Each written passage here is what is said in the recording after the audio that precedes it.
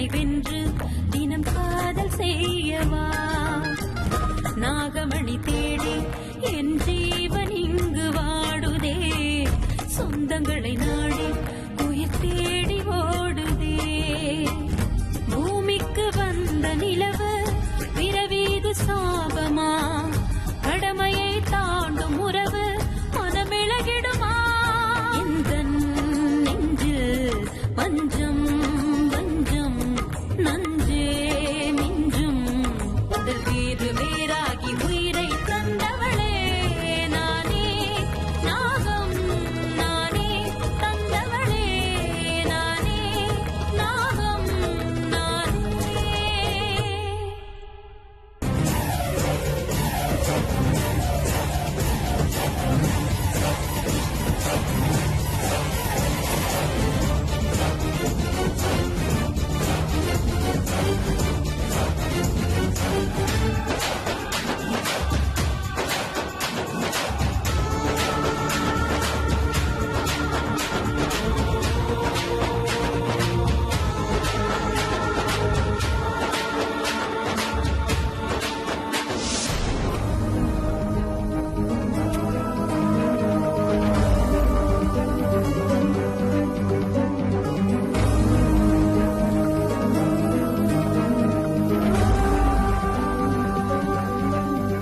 அமிர்தா இல்ல பரவாயில்ல. அமிர்தா, நாங்க உன்னை தத்தெடுத்துக்கலாம்னு முடிவு பண்ணிருக்கோம். இந்த விஷயத்த மத்தவங்க கிட்ட பேசுறதுக்கு முன்னாடி உங்ககிட்ட தான் நாங்க பேசியிருக்கணும். ஆனா பெரியவங்களோட அனுமதி இல்லாம உங்ககிட்ட இந்த விஷயத்த சொல்றது சரியா இருக்காதுன்னு தோணுச்சு. இப்போ உன்னை தத்தெடுக்கிறதுக்கு வீட்டுல எல்லாரும் ஒத்துக்கிட்டாங்க. இந்த விஷயத்த உன்கிட்ட சொல்லலாம் தாமா வந்தோம். உனக்கு இதுல ஆக்ஷேபனை எதுவும் இல்லல்ல? இந்த பாரு அமிர்தா, நீ இந்த வீட்டுக்கு வந்து ஒரு மாசம் கூட முழுசா ஆகல. அதுக்குள்ள எங்க எல்லாருக்கும் உன்னை ரொம்ப பிடிச்சு போச்சு. சரோஜா என்னடானா நீ பிறந்ததுல இருந்து இந்த வீட்டுல வளர்ந்த மாதிரி உண்மையில ரொம்ப பாசமா இருக்கா. நீ கூட உனக்கு அப்பா அம்மா இல்லைன்னு சொன்ன. உனக்கு சொந்தம் சொல்லிக்கிறதுக்கு யாருமே இல்லையா அமிர்தா? அத்தை, மாமா, சித்தப்பா, சித்தி, அண்ணன், தம்பி யாராவது இருந்தா சொல்லுமா.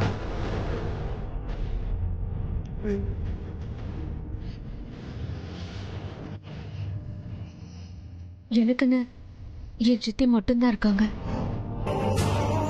ஓ அப்படியா? எங்க இருக்காங்க அவங்க? இந்த ஊர்ல தான் இருக்காங்களா?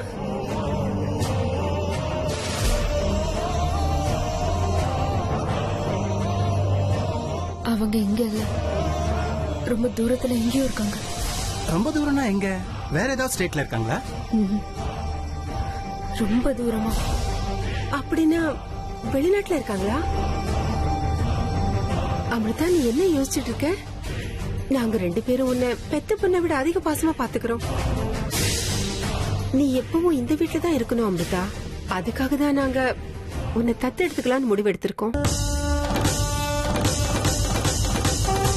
மனுஷங்க மேல பாசம், பாவம், அன்புன்னு அவங்களுக்கு உதவி செய்ய போனீனா அதுக்கப்புறம் உன்னோட சக்திகள் குறைஞ்சிடும். உன்னோட சக்தி குறைஞ்சதுன்னா அதுக்கப்புறம் நாகமணிய உன்னால அடையவே முடியாது. அப்படி நடந்தா உங்க அம்மாவால உயிரோட வர முடியாதுங்கிற விஷயம் உன் ஞாபகத்துல இருக்கணும். ஆமா, எனக்கு மனுஷங்களோட உறவை விட என்னோட பழிதான் ரொம்ப முக்கியம். எங்க அப்பா அம்மாவை கொன்னவங்கள நான் சாகடிச்சு தீர்வேன். அதுக்காக தான் நான் இங்க வந்திருக்கேன். உங்க பொண்ணா அவங்க கூட வாழ்க்கை பூரா இருக்கிறதுக்கு நான் வரல. நீ மௌனமா இருக்கிறத பாக்கும்போது தத்தெடுக்கிற விஷயத்துல உனக்கு எந்த ஆட்சேபனையும் இல்லைன்னு தோணுது. அது நீ எதுவும் சொல்ல வேணாம். அது பாருமா, இந்த விஷயத்த பத்தி உன் சின்னம்மா கிட்ட பேசிதான் முடிவு பண்ணணும்னு தோணுச்சுன்னா நீ அவங்க போன் நம்பரை கூட நானே அவங்க கிட்ட பேசி முழு அனுமதியும் வாங்கி தரேன். போதுமா? இவங்க விட மாட்டாங்க போல இருக்கே. என் மேல எதுக்கு இவங்களுக்கு இந்த அளவுக்கு பாசம்? எனக்கும் இவங்களுக்கும் என்ன சம்பந்தம் இருக்கு? தத்தெடுக்கிற விஷயத்துல எனக்கு விருப்பம் இல்லைன்னு இவங்க கிட்ட சொன்னா பாவம் 2 பேரும் வருத்தப்படுவாங்க. என்ன பண்றது? சொல்ல அமிர்தா, வந்ததுல இருந்து நாங்க 2 பேருமே பேசிட்டு இருக்கோம். நீ எந்த பதிலும் சொல்ல மாட்டேங்கிற. நீங்க இப்படி திடுத்தப்புன்னு வந்து கேட்டா என்ன பதில் சொல்றதுன்னு எனக்கு தெரியல.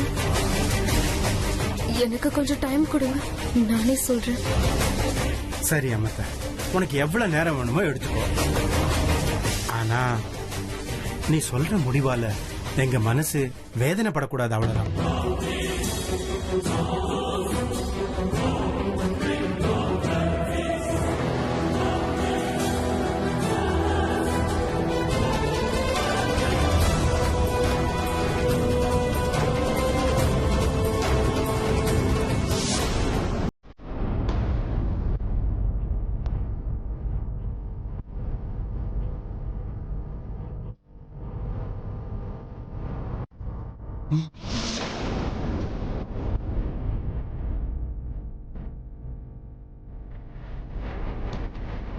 சித்தப்பா சித்தப்பா இதுக்காக என்ன ஃபாலோ பண்றாரு? மோஸ்ட்லி நான் எங்க போறேன் வரேன்னு கண்டுபிடிக்கிறதுக்காக தான் ஃபாலோ பண்றாரு.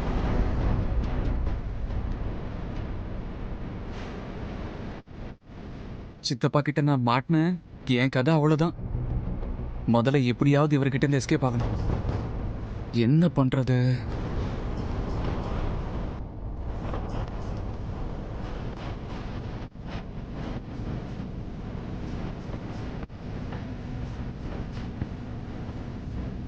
அர்ஜுன் பார்த்துட்டான் போல இருக்கேன்.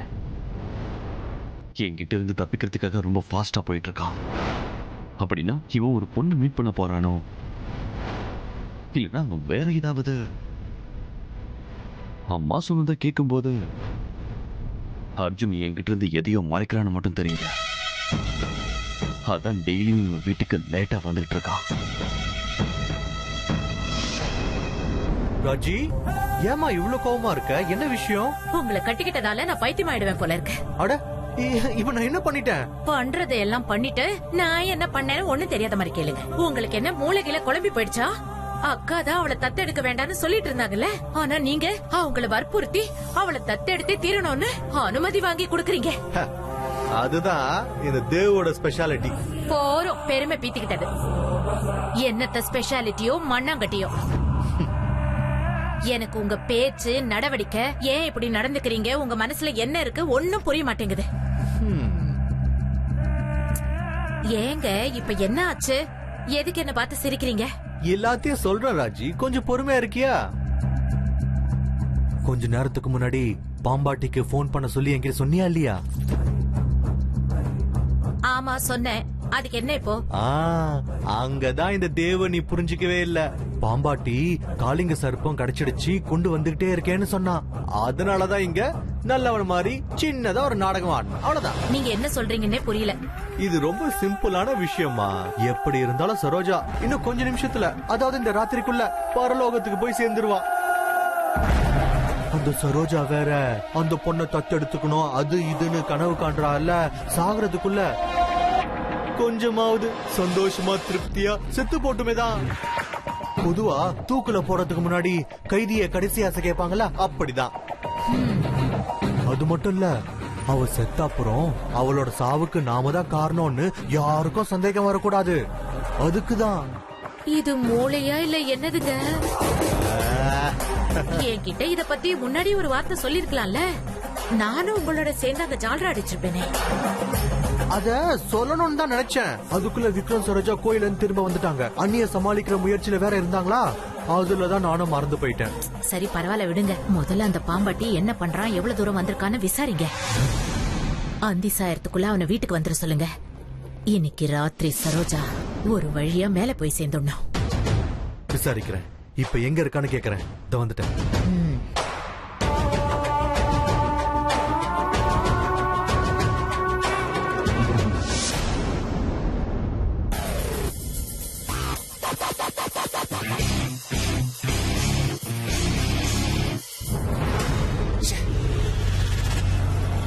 இன்னைக்கு சித்தப்பா என்ன ஆனாலும் என்ன விடமாட்டாரு போல இருக்கு. இவர்கிட்ட இருந்து நான் எப்படியாவது தப்பிச்சாகணும். இல்லனா அமிர்தா வீட்டுக்கு போய் அவங்க கிட்ட எதுவும் பேச முடியாது. என்ன பண்றது?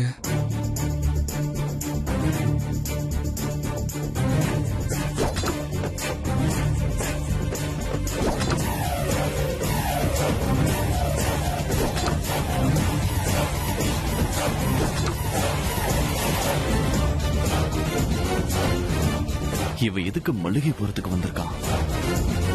ஒருவேளை என்ன தசை திருப்பி இப்படி வந்திருப்பானோ? இன்னைக்கு நீ எங்க போனாலும் உன்னை விடமாட்டேன் கண்ணா.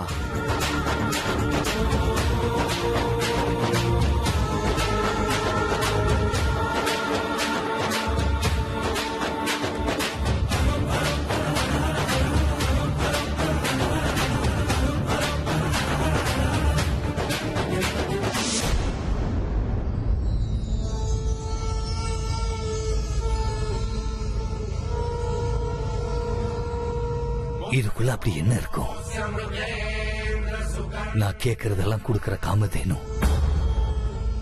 இத வச்சுக்கிட்டு நான் வாழ்க்கையில எவ்வளவு மேல உயரலாம் அப்படின்னா எனக்கு யாரும் தடை போட முடியாது. யார பார்த்தும் பயப்படவும் வேண்டாம், யாரும் ஒண்ணும் பண்ணவும் மாட்டாங்க. அதிர்ஷ்டம்னா இப்படிதான் இருக்குமா?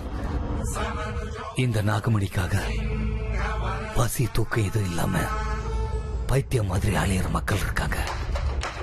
இதுக்காக தவம் பண்ற யோகிகள் இருக்காங்க. ஆனா அந்த நாகராஜாவை தன் கையால இது என்கிட்ட கொடுத்திருக்காரு. இதனால நான் ரொம்ப பெரிய ஆளா இல்ல, உலகத்திலே பெரியவனாக்க முடியும்ல. கேட்காம கிடைச்ச பாக்கியம் இது. இனிமே நான் ராஜா. நான் ஒரு பெரிய மகாராஜா.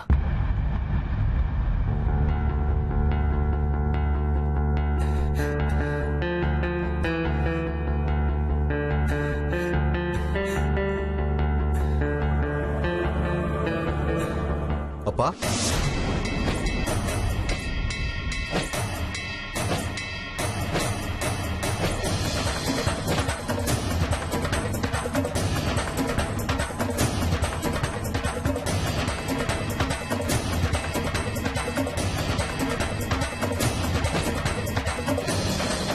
என்னப்பா யார்கிட்டயும் பேசின மாதிரியா இருந்தது? யார்கிட்ட? இல்லையே, நான் யார்கிட்டயும் பேசலையே. அப்படியா?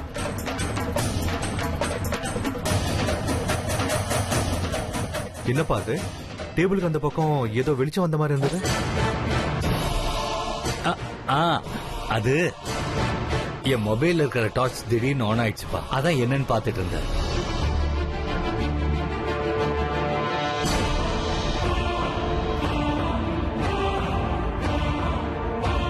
கருணா, உன்னை அந்த ஜப்பான் கம்பெனியோட ப்ராஜெக்டுக்கு பிளானும் கொட்டேஷன் ரெடி பண்ண சொல்லியிருந்தான்ல, பண்ணிட்டியா? பண்ணிக்கிட்டே இருக்கேன். சீக்கிரம் ரெடி பண்ண. லேட் ஆயிடுச்சுன்னா ப்ராஜெக்ட் கைமீறி போயிடும். போ. சரி.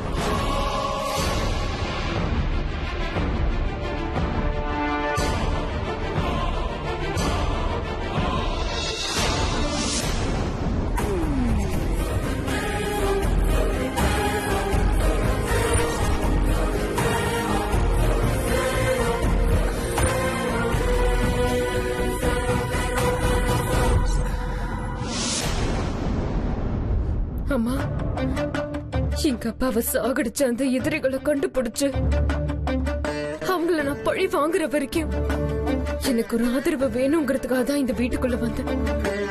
ஆனா இவங்க என்கிட்ட ஒரு அப்பா அம்மா தன் மகளுக்கு காட்ட வேண்டிய அதே அன்பை எனக்கு காட்டுறாங்க. இப்போ இவங்களோட அன்பும் பாசமும் என்ன ஒரு பந்தத்துல சிக்க வைக்கிற நிலைமைக்கு கொண்டு வந்துருச்சு. இவங்க பேச்சு கேட்டு நான் இவங்க பந்தத்துல சிக்கிட்டான். நான் எதுக்காக இங்க வந்தேங்கிற விஷயத்தையும் மறுக்க வேண்டியிருக்கும். என் எதிரிகளுக்கு சமாதி கட்டுறதை விட்டுட்டு பழி வாங்குற என்னுடைய உணர்வு சமாதி ஆயிடும். எனக்கு இந்த உலகத்துல எந்த விதமான பந்தங்களும் வேண்டாம். எனக்கு வேண்டியதெல்லாம் என் எதிரிகளுடைய சாவு. எங்க வம்சத்துக்கு வந்து சேர வேண்டிய நாகமணி, அதை நான் அடையணும்னா நான் உடனே இங்க இருந்து போயா. நான் கிளம்புறேன். இவங்க யாருக்கிட்டையும் சொல்லாம போறேன். அதான் சரி.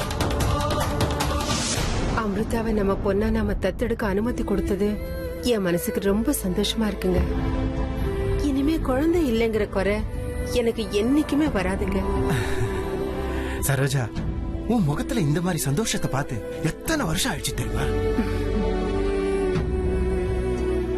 நமக்கு கல்யாணம் ஆன புதுசுலதான் இந்த மாதிரியான ஒரு சந்தோஷத்தை நான் உன் முகத்துல பார்த்திருக்கேன். அதுக்கப்புறம் இப்பதான் அமிர்தா வந்ததுக்கு அப்புறம் தான் மறுபடியும் அந்த சிரிப்பையும் சந்தோஷத்தையும் உன் முகத்துல நான் பாக்குறேன்.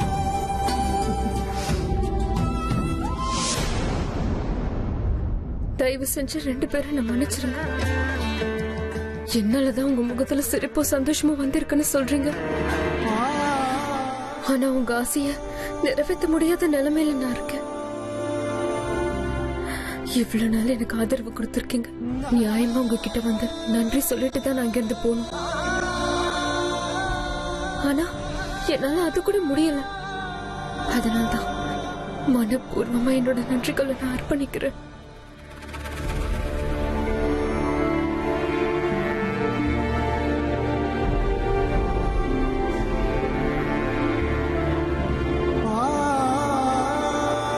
மொத்தத்துல எல்லாம் நாம நினைச்ச மாதிரியே நடந்துட்டு இருக்குங்க. தத்தெடுக்கிற சம்பிரதாயம் மட்டும் இன்னும் பாக்கி இருக்கு. ஆமா சரோஜா, நீ சொல்றது உண்மைதான்.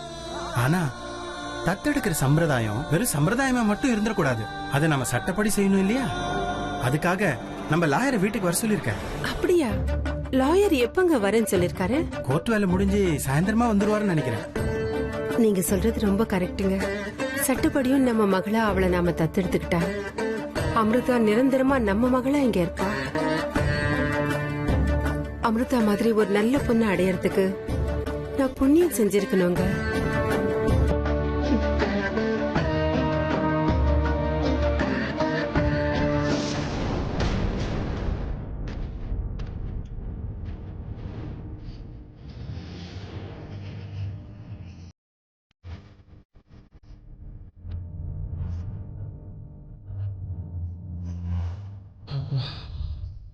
அமிர்தாவை எங்கேயுமே காணோம். எங்க போயிருப்பாங்க? எங்க அமிர்தா, உங்களை பார்க்கணும், உங்ககிட்ட பேசணும்னு எவ்வளவு தூரத்துல இருந்து வந்திருக்கேன் தெரியுமா? ப்ளீஸ் கொஞ்சம் வெளியில வாங்கலாம்.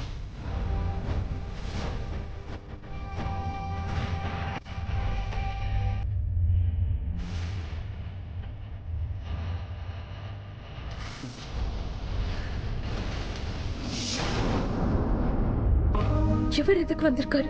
இந்த நேரத்துல இவர் இங்க வரணும்?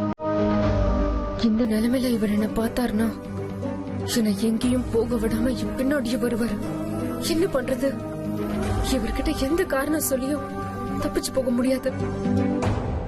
சரி, ஒரு வார்த்தை பேசிட்டு அதுக்கப்புறமா போலான்னா இந்த மனுஷன் அவ்வளவு சீக்கிரத்துல என்ன விட மாட்டாரே. அதுக்குள்ள நான் வீட்டை விட்டு போயிட்டேன்ற விஷயம் அவங்களுக்கு தெரிஞ்சதுன்னா அப்புறம் அவங்க என்னங்கிறது போக விடவே மாட்டாங்க. இப்ப நான் என்னதான் பண்றது?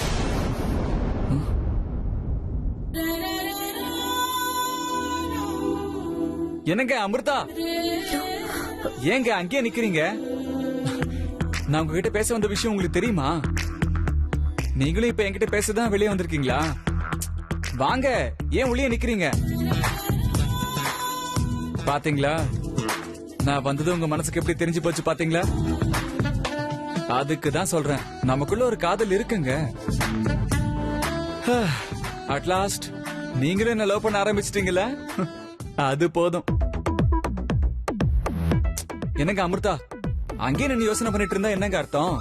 வாங்க, நாம ஒரு லாங் டிரைவ் போயிட்டு வரலாம். உங்ககிட்ட நான் நிறைய விஷயங்கள் பேசணுங்க. அதுக்குதான்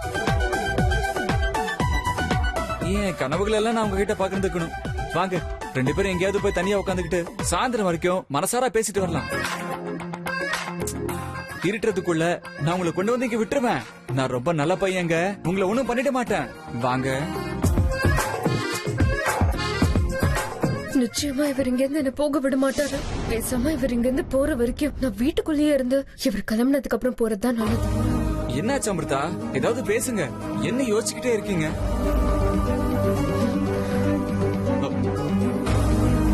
எங்க போறீங்க அமிர்தா? அமிர்தா நில்லுங்க. எங்க திரும்பி போறீங்க? நில்லுங்க.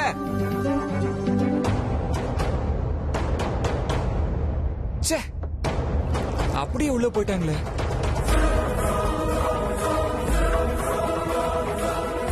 என்ன ஆனாலும் இன்னைக்கு நான் போக மாட்டேன். இவங்க கிட்ட பேசின அப்புறம் தான் போவேன். வீட்டுக்குள்ள போயாவது நான் எப்படியாவது பேசுவேன்.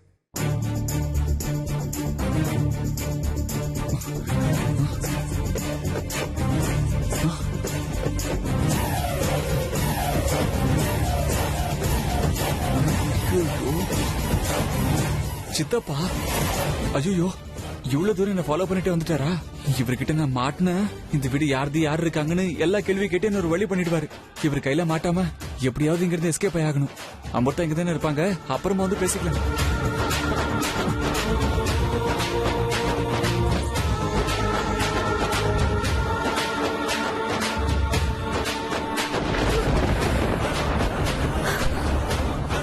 என்ன இது?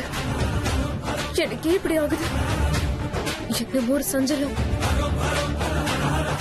ஹேய் அர்ஜுன், அர்ஜுன் நில்றா, ஒரு நிமிஷம் நில்றா.